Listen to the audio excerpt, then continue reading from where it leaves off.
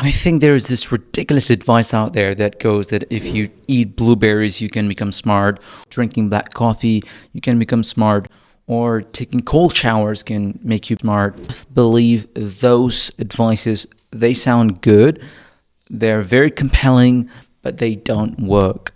I've been a student myself, and I believe the story to that journey, to that leap, it requires three fundamental principles, three fundamental steps. And today I want to talk about them in this video. So number three is reading strategically.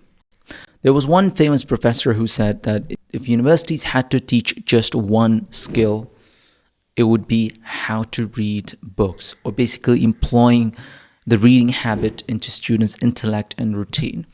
And I absolutely buy that, because I know that without reading, you cannot become intellectual, you cannot become critical, you cannot become the most pervasive in your intellect. All right, so how does reading strategically works? All right, so open the book and you're studying, for example, from page 10 to page 20, 10 pages, right? So you need to have the intention, the clarity that after finishing 10 pages, I need to learn one lesson or one key idea. And when you take that in, when you have a little flashcard or Google Note and you just write it down, that would be the most amazing thing you ever do. And this is what you call active reading. So this is quite important. In that perspective, I would suggest you to read fiction. I think it's fantastic that you start with something romantic, something dark, something mysterious, because you need to learn new vocabulary and you need to just get into the habit of learning and reading. And so it's okay if you start with fiction. Fiction is by far the most incredible, the most fascinating way to start reading. Secondly, which is one of my favorite, and that's how I started reading the books, is reading history books or reading any non-fiction books. I read political history books, I read philosophy, I read books that are on religion as well. So I try to go with all kinds of domains of knowledge.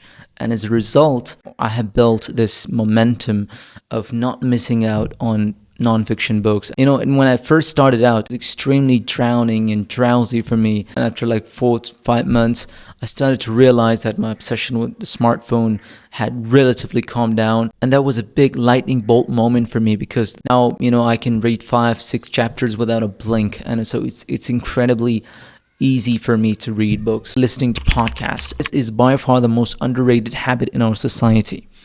And let me explain that why. So you read a book for 30 minutes and then you listen to a podcast for 30 minutes. Guess what? Your understanding of the world and your academic level, it tends to grow 10 times fold.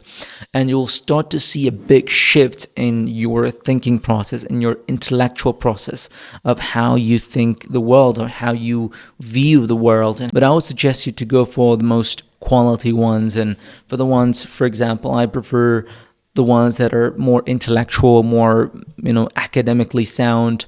So like The Diary of CEO, that guy, he invites some of the, great authors and scientists, and you need that kind of knowledge, have a proper understanding of the world as well. Another one is Lex Fridman. I believe you've probably heard his name. He's very famous. He also invites some of the most iconic people. I like that as well. Of course, Jordan Peterson is also a good one. But on a personal note, again, this has to be your routine. Like on a 20 to 30 minutes, you got to listen to podcast, because you need some inspiring, some real informational content, and that content should be your way to go. All right, the final one is test yourself. Apply what you learned today. So for example, you went to Google, you searched about time management, and you basically just bogged down every little detail about time management, and you watched some videos as well. Now, the perfect thing you can do is now apply that to your life. So now try to go for the actual time management techniques that you need to apply to your life. Another example would be you're learning about exercise, you're learning about gym, you're learning about fitness.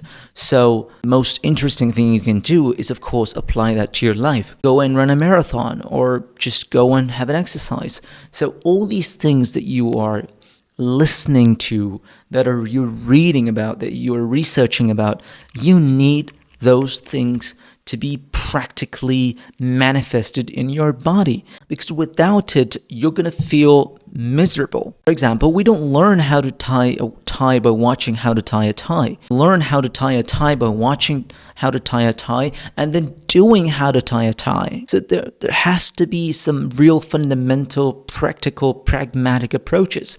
And that is why when I started reading books, I tried to take notes of everything that I learned, whether that would be about French Revolution or American history or even today's geopolitics of China and US.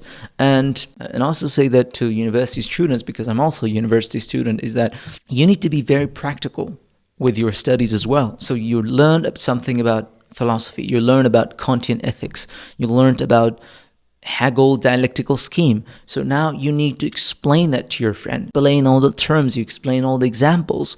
And when you do that, and then you write them in your own words, this is what I called testing yourself. This is what I called applying the knowledge into your own existence.